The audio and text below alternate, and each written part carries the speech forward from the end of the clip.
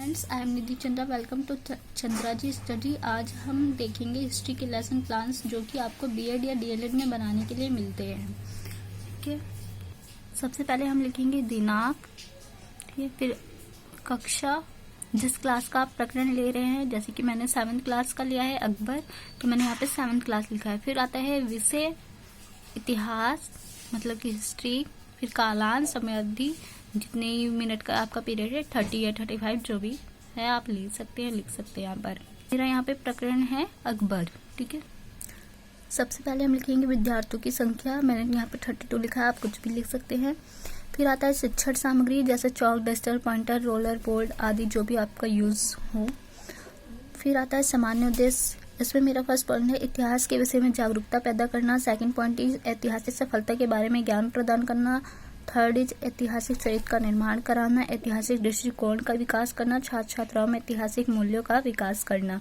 फिर उसके बाद आता है हमारा विशेष उद्देश्य, जिसमें हमारा पहला पॉइंट है विद्यार्थी अकबर का प्रत्यस्मरण कर सकेंगे। विद्यार्थी अकबर के जीवन की व्याख्या एवं उसका सामान्यीकरण कर सकेंगे। विद्यार्थी अकबर से संबंधित तथ्यों को निबंधात्मक रूप में लिख सकेंगे। विद्यार्थी अकबर से संबंधित ऐतिहासिक तथ्यों का अध्ययन करने में रुचि प्राप्त कर सकेंगे। एंड द नेक्स्ट इज विद्यार्थी अकबर का मूल्यांकन कर सकेंगे। फिर आता है पूर्व ज्ञान संबंधित प्रश्न। विद्यार्थी अकबर से संबंधित सामान्य जानकारी रखते हैं। फिर उसके बाद आता है प्रस्तावना, जिसमें हम 2 कॉलम बनाएंगे, प्रशिक्षु शिक्षिका व्यवहार तथा विद्यार्थी व्यवहार। इसमें हम बच्चों से क्वेश्चन पूछेंगे, जैसे कि मुगल साम्राज्य की स्थापना किसने की। छात्र उत्तर देंगे मुगल साम्राज्य की स्थापना बाबर ने की। सेकंड क्वेश्चन, बाबर के पुत्र का क्या नाम था। बाबर के पुत्र का नाम हुमायूं था। थर्ड क्वेश्चन, हुमायूं की मृत्यु कब हुई। हुमायूं की मृत्यु 1556 ई में हुई। फोर्थ क्वेश्चन है 1556 ई के पश्चात मुगल साम्राज्य का शासक कौन बना। 1556 के पश्चात मुगल साम्राज्य का शासक अकबर बना। फिर आता है हमारा उद्देश्य कथन, जिसमें हम विद्यार्थियों से कहेंगे विद्यार्थी आज हम अकबर के विषय में अध्ययन करेंगे। फिर आता है हमारा प्रस्तुतिकरण, जिसमें हमारे 3 कॉलम होंगे, शिक्षण बिंदु, प्रशिक्षु शिक्षिका व्यवहार और विद्यार्थी व्यवहार।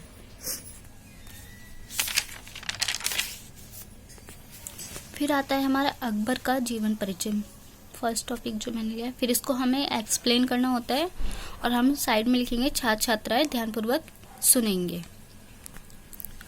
अकबर का जन्म 15 अक्टूबर 1542 ई को अमरकोट के राजा वीरसाल के यहाँ हुआ। अकबर के जन्म के समय हुमायूं शेरशाह से परास्त होकर भटक रहा था। हुमायूं अकबर को कांधार के निकट छोड़कर भागा। 5 वर्ष की आयु से अकबर अपने पिता के साथ रहा। उसकी शिक्षा का प्रबंध किया गया। 27 जनवरी 1556 ई में हुमायूं की मृत्यु हुई। उसके पश्चात 14 फरवरी 1556 ई को अकबर को मुगल बादशाह घोषित किया गया। उस समय अकबर की उम्र 14 वर्ष थी। ठीक है, फिर हमारा आता है बोधगम्य प्रश्न, बोधात्मक प्रश्न, जो हमने व्याख्या की है अभी उसी से ही रिलेटेड ये प्रश्न होंगे। जैसे कि अकबर का जन्म कब हुआ, छात्र बोलेंगे 15 अक्टूबर 1542 ई को हुआ। फिर हमारा सेकंड क्वेश्चन है जिस समय अकबर बादशाह बना उसकी आयु क्या थी, 14 वर्ष। हमारा नेक्स्ट टॉपिक आता है अकबर की कठिनाइयाँ। फिर इसमें हम साइड में लिखेंगे विद्यार्थी ध्यानपूर्वक सुनेंगे। फिर हम इसको अकबर की कठिनाइयों को एक्सप्लेन करेंगे।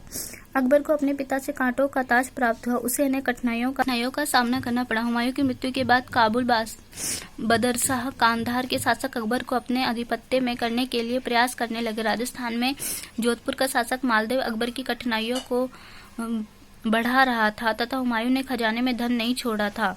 ठीक है, फिर हम इससे जुड़े प्रश्न यहाँ लिखेंगे, जिसे हम बोधगम्य प्रश्न कहते हैं। ठीक है, तो फर्स्ट क्वेश्चन है हमारा जोधपुर के उस शासक का नाम बताओ जो अकबर की कठिनाइयों को बढ़ा रहा था।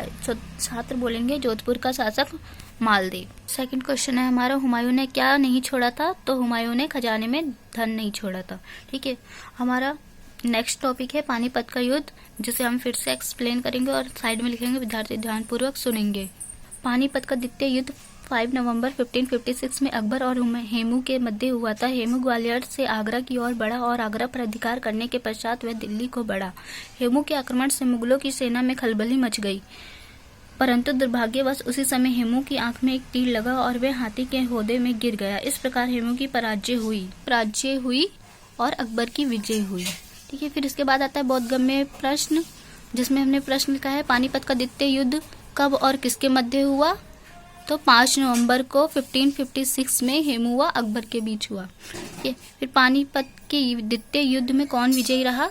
तो इसका आंसर होगा अकबर। फिर इसके बाद आता है हमारा श्यामपट्ट क्रिया, जिसमें कि हम ब्लैक कलर का एक पेज लगा के उस पर व्हाइट पेन से मेन पॉइंट्स लिखेंगे। ठीक है, जैसे कि हम ब्लैक बोर्ड पे लिखते हैं क्लास में, वैसे हमें ज़्यादा मेन पॉइंट्स लिखने की जरूरत नहीं है, बस थोड़े बहुत 5-6 मेन पॉइंट्स लिखेंगे बस। हमारा पुनरावृत्ति प्रश्न, हमारा फर्स्ट प्रश्न है अकबर का जन्म कब और कहाँ हुआ। फिर सेकंड क्वेश्चन है राज्याभिषेक के समय अकबर की आयु क्या थी। थर्ड क्वेश्चन है पानीपत का द्वितीय युद्ध कब हुआ।